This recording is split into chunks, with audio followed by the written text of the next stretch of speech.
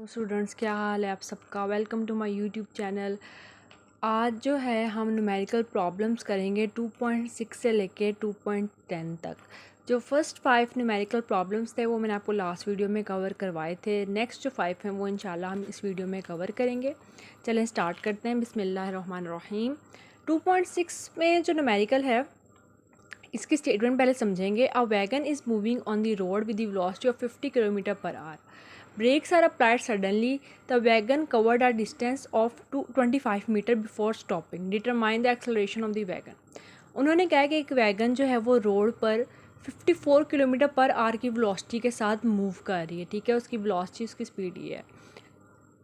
अब जो ब्रेक्स हैं वो अचानक अप्लाई की हैं। ठीक है, आगे अगर वैगन के आगे कोई चीज़ आ जाए या अगर स्पीड ब्रेकर आ जाए तो अक्सर जो है वो ब्रेक अचानक अप्लाई करनी पड़ जाती है। तो अचानक जो है वो ब्रेक अप्लाई किया ड्राइवर ने, और जो वैगन ने डिस्टेंस कवर किया 25 मीटर का बिफोर स्टॉपिंग। लेकिन जब आप ब्रेक अप्लाई करते हो तो अभी आपको टाइम लगता है थोड़ी सी उसको रोकने में। लाइक थोड़ा सा डिस्टेंस वो कवर करती है। अगर आपने यहाँ पे ब्रेक लगाई तो थोड़ा सा वो डिस्टेंस कवर करेगी और फिर वो रुकेगी। ठीक है, तो जब सडन ब्रेक लगती है तब तो ब्रेक लगाने उसके रुकने से पहले जो उसने 25 मीटर का जो है वो डिस्टेंस कवर कर लिया है।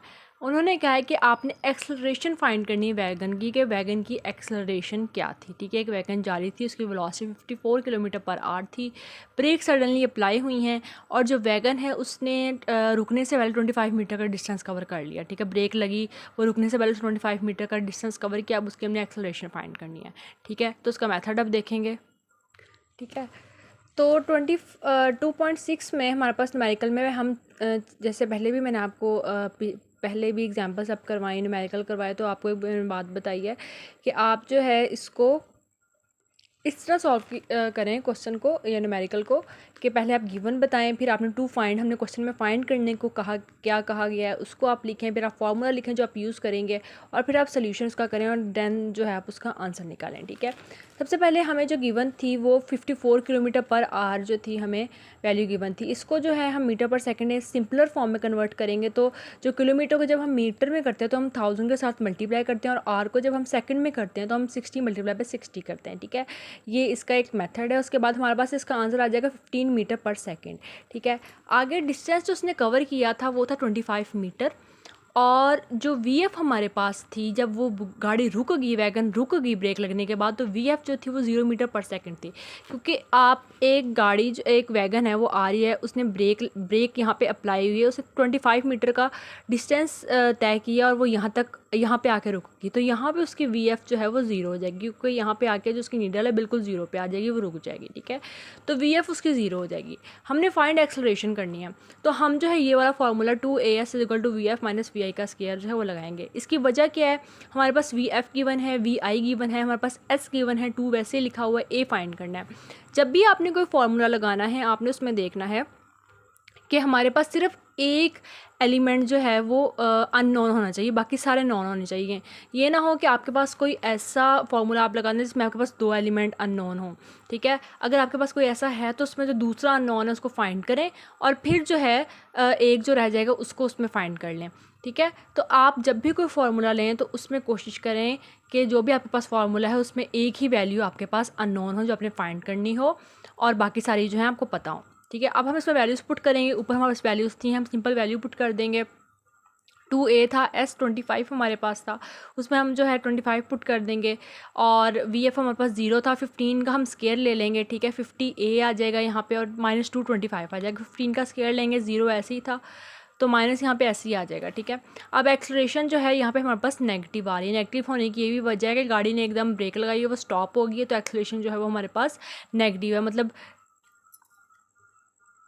जो रिटार्डेशन का कॉन्सेप्ट है वो इस पे अप्लाई हुआ है। ठीक है, रिटार्डेशन का कॉन्सेप्ट एक्सेलरेशन में मैंने डिटेल से समझाया हुआ है, तो आप वो लेक्चर देख सकते हैं। तो बेसिकली हमारे पास एक्सेलरेशन जो नेगेटिव एक्सेलरेशन होती है उसको हम रिटार्डेशन कहते हैं।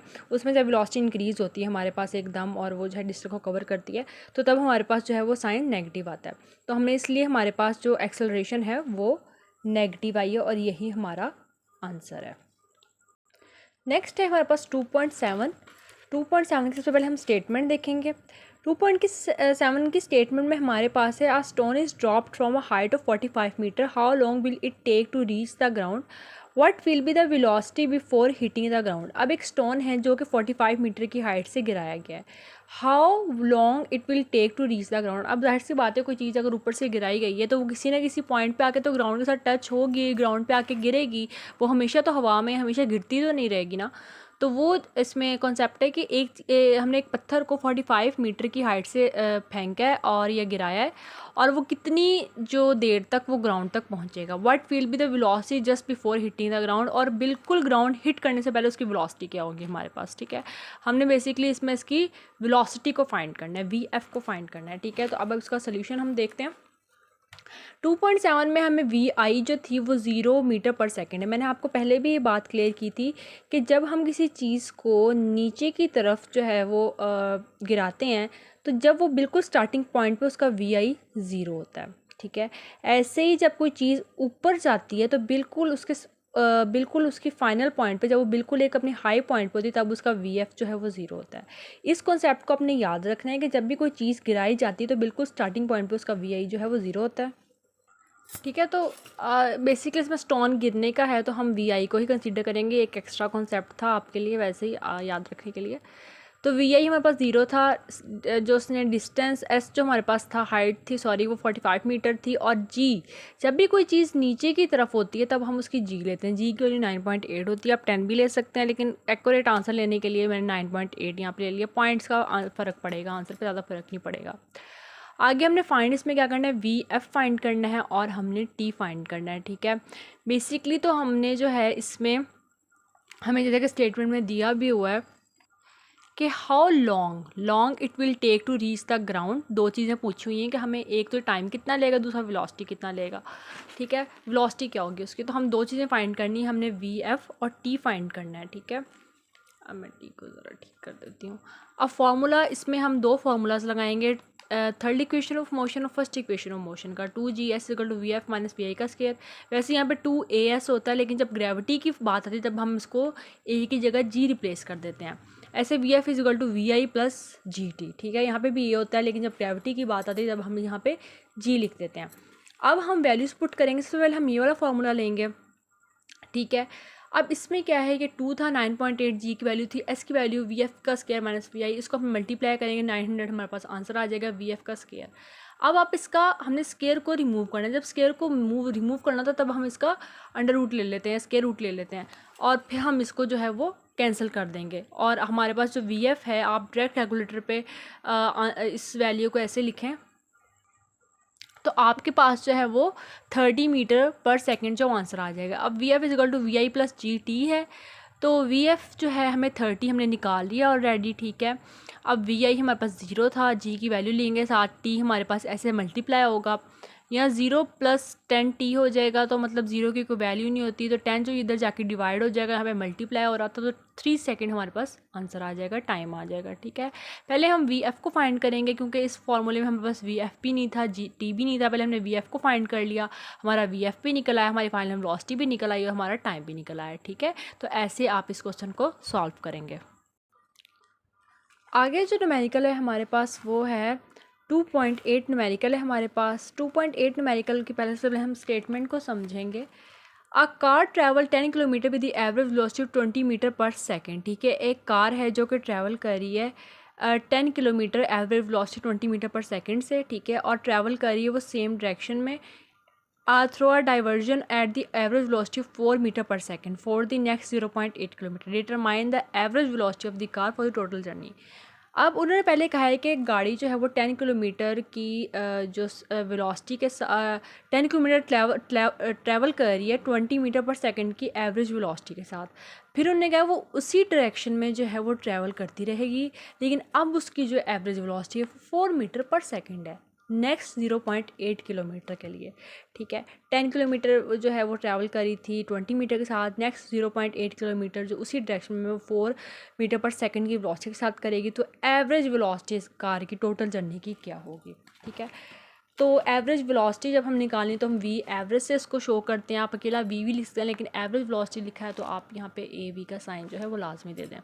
अब गिवन इसमें हमें क्या था, हमें दो डिस्टेंस गिवन थे और दो वेलोसिटीज़ गिवन थी। पहले हमें 10 किलोमीटर गिवन था, उस पर उसकी वेलोसिटी थी 20 मीटर पर सेकेंड, किलोमीटर को हम मीटर में करेंगे तो ये जो है ये 10,000 हो जाएगा, ठीक है। मतलब जो है हम 10 को मल्टीप्लाई कर देंगे 1000 से, तो ये जो है हमारे पास 10,000 मीटर आ जाएगा। ऐसे ही हम 0.8 किलोमीटर को जब मीटर में करेंगे तो ये हमारे पास 800 मीटर जो है वो आ जाएगा, ठीक है। अब V2 हमें 4 मीटर पर सेकंड जो है वो गिवन दिया हुआ है, ठीक है। ये 800 मीटर है, इसको आप 80 मीटर मत समझिएगा, ये हमारे पास 800 मीटर है, ठीक है। फाइंड हमने V एवरेज करना है, फार्मूला हमारे पास ये है S/T, ठीक है। सोल्यूशन अब हमें सोल्यूशन फाइंड करना है इसका।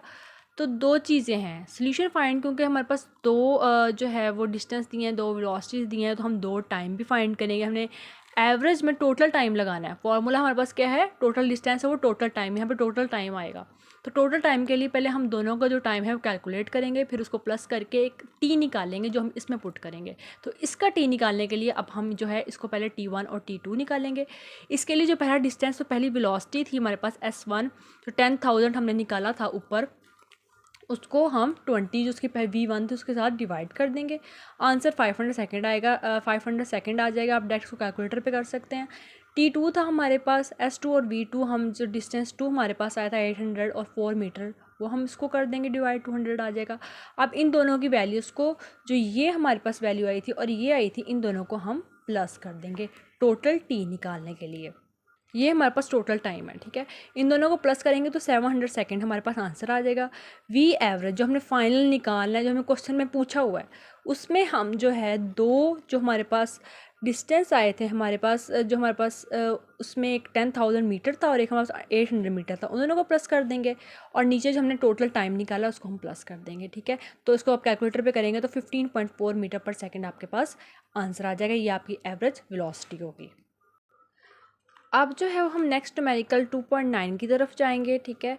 2.9 में है, a ball is drop from the top of a tower, the ball reaches the ground in 5 second. Find the height of tower and the velocity of the ball which is strikes the ground, ठीक है। उन्होंने कहा एक ball जो है वो drop हुई है टॉप ऑफ टावर से, और बॉल जो है वो ग्राउंड पे 5 सेकंड में पहुंच गया। अब कोई टावर था, वहाँ से बॉल गिराई गई और वो ज़मीन पे 5 सेकंड के अंदर पहुंच गई है। अब हाइट टावर की क्या थी, वेलोसिटी बॉल की जिसमें उसने ग्राउंड को स्ट्राइक किया वो क्या थी, ठीक है। ऐसा सेम हमने ये 2.7 जो किया, ये भी सिमिलर है, इसकी तरह का ही है ऑलमोस्ट, ठीक है। मतलब स्टेटमेंट सेम है। तो आपने हाइट ऑफ टावर को फाइंड करना है, ठीक है, और वेलोसिटी ऑफ बॉल को फाइंड करना है कि टावर जो था वो कितना लंबा था और वेलोसिटी बॉल की कितनी थी जब उसने ग्राउंड को हिट किया, ठीक है। उससे पहले, उसके हिट करने से पहले उसकी वेलोसिटी कितनी थी, ठीक है। तो इन दोनों चीज़ों को फाइंड करेंगे। चलें न्यूमेरिकल सॉल्व करते हैं। अब है इसमें हमारे पास गिवन क्या था, VI 0 metre per second. VI इसकी 0 मीटर पर सेकेंड क्यों है, आपको पहले भी बताया है, दोबारा बार बार बता रही हूँ ताकि आपको कन्फ्यूजन ना हो कि जो भी कोई चीज़ ऊपर से गिराई जाती है तो उसकी वेलोसिटी यहाँ पे 0 होती है। इनिशियल वेलोसिटी उसकी बिल्कुल स्टार्ट वाली वेलोसिटी उसकी 0 होती है। टाइम 5 सेकंड हमें गिवन था। फाइंड हमने इसमें जो है वो हाइट को और फाइनल वेलोसिटी को करना है। जी हमारे पास 10 मीटर पर सेकंड था। आप 9.8 भी ले सकते हैं, आप 10 भी ले सकते हैं, इट्स अप टू यू, ठीक है। वैल्यू का जो आंसर है वो 0.5, मैंने सिर्फ बुक से आंसर मैच करने के लिए उस हिसाब से लिए। 9.8 से आंसर जो है 0.5 का डिफरेंस आ रहा है, 10 के साथ जो आंसर सेम आ रहा है, कोई ख़ास फ़र्क नहीं है, ठीक है। लेकिन आप 10 ले लें यहाँ पे।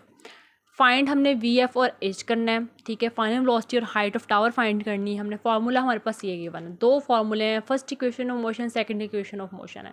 सबसे पहले हम VF जो है उसको फाइंड करेंगे। VI की वैल्यू हमारे पास दी हुई है, G की वैल्यू हमें पता है, T हमारे पास गिवन था, उन वैल्यूज़ को पुट करेंगे, 0 ऐसे ही आ जाएगा। 10 5 जो है वो 50 होता है, तो ये हमारे पास VF की वैल्यू आ जाएगी। Same goes with this, S is equal to, हाँ इसको आप HP भी कह लें, आप इसको S कह लें, इट्स मतलब क्वेश्चन पे डिपेंड करता है। हाइट ऑफ टावर है तो आप इसको H से डिनोट कर सकते हैं, डिस्टेंस है तो आप इसको S से कर सकते हैं, कोई खास फ़र्क नहीं पड़ेगा। VI T + 1/2 GT का स्केयर, ठीक है। अब ये 0 था, ये 5 था, 1/2 0.5 का स्केयर, यहाँ पे स्केयर है, ठीक है। वैल्यूज पुट करेंगे, 0.5 आपको तो 0 हो जाता है, यहाँ पे 0 आ जाएगा, ठीक है। तो 5 है, तो यहाँ पे जो है हमारे पास, तो ये 5 का स्केयर लेंगे, 10 के साथ मल्टीप्लाई करेंगे, 2 के साथ डिवाइड कर देंगे, ठीक है। तो 5 और ये जो है हमारे पास आंसर है 25 आ जाएगा। मतलब यहाँ पे सिंपल उन्होंने कि इसका 5 का स्केयर लिया, 25 है, 10 को 2 के साथ डिवाइड कर दिया है, तो ये 5 आ जाएगा। तो 5 और 25 को मल्टीप्लाई करेंगे तो आंसर हमारे पास 125 मीटर आंसर आ जाएगा। इसका मतलब है कि जो टावर की हाइट थी वो 125 मीटर थी और वेलोसिटी ऑफ बॉल जो थी वो 50 मीटर पर सेकेंड थी। ठीक है, इसमें हमने सिर्फ इन्हीं चीज़ों को दो को फाइंड करना है। सिंपल फार्मूलाज लगाने हैं, यही फार्मूलाज पूरे क्वेश्चन में बार बार न्यूमेरिकल्स में यही यूज़ हो रहे हैं। इनका आप कॉन्सेप्ट क्लियर रखें तो इंशाल्लाह आपके न्यूमेरिकल बहुत ईजी होंगे।